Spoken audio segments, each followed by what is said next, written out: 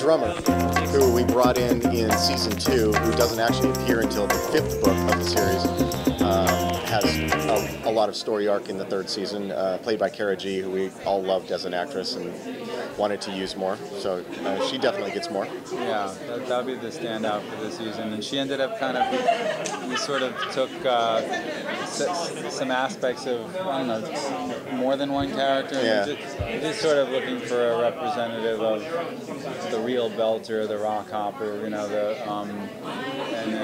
we just, yeah, it's one of those things where you cast someone and then they're just so fun to watch and so interesting. And we're like, that's just, you know, you start to like do more than even you were expecting. So she's got a really cool arc this season. I think everyone will be totally excited by that arc.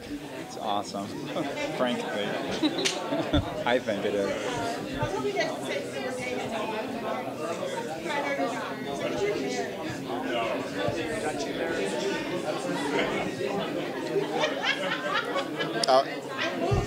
He's such a belter lover. Yeah. He always wants the belters to win. Yeah.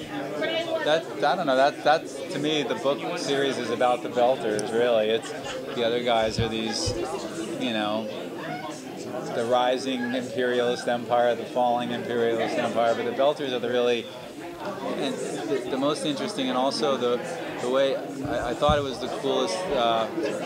They're literally like a new form of humanity because of physically, we've never had people living in space for that length, and so an entire new branch of the human tree kind of opens up because of, not genetically in the first whatever, but people physically change because of where they work and because their environment changes, and I thought that was like kind of awesome. I mean, the idea that and the fact that they're this culture of, it's like you guys said, like the fishing villages where there's thousands of cultural influences all blending together into something not quite any. It's so undefinable. It's so multivariate, and that I think is that's why the belters are the coolest. The others are like empires, and we know that story and how that goes. So I think there's things to admire and dislike about all of them.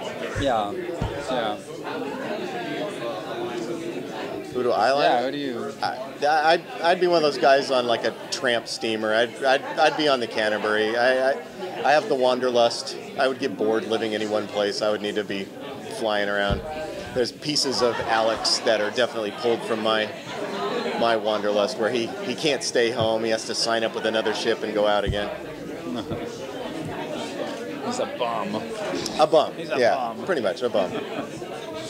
There are moments in the show that feel so politically relevant to specific situations that are happening in our real world, but they were written before those moments happen. Like, are you ever surprised when like something happens in real life and you realize that there's like we get credit for being on current topics that actually isn't true.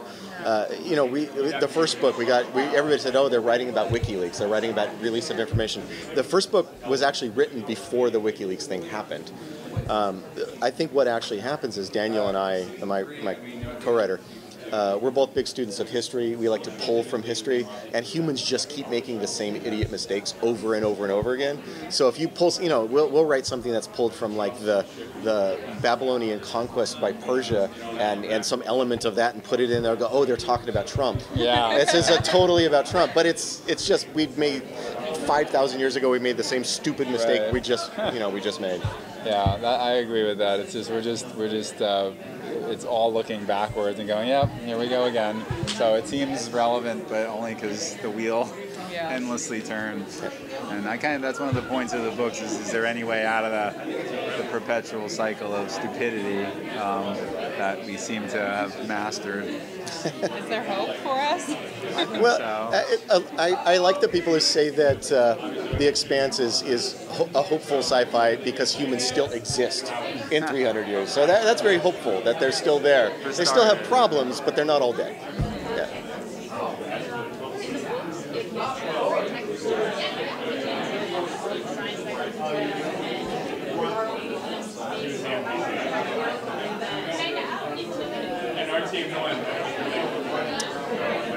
Well, I mean, on the writing side. Well, these guys sweat the details. The scientists in the room who really we try to make it dramatic and fascinating in a way, because most shows skip over the grungy details of things because they seem uninteresting, and we actually find them way more interesting to not only show them, but to highlight them and make a big deal out of all these little, braking maneuvers, distances, which way gravity, how gravity operates under thrust or arrest. I mean, all that shit is really, it's fun to watch.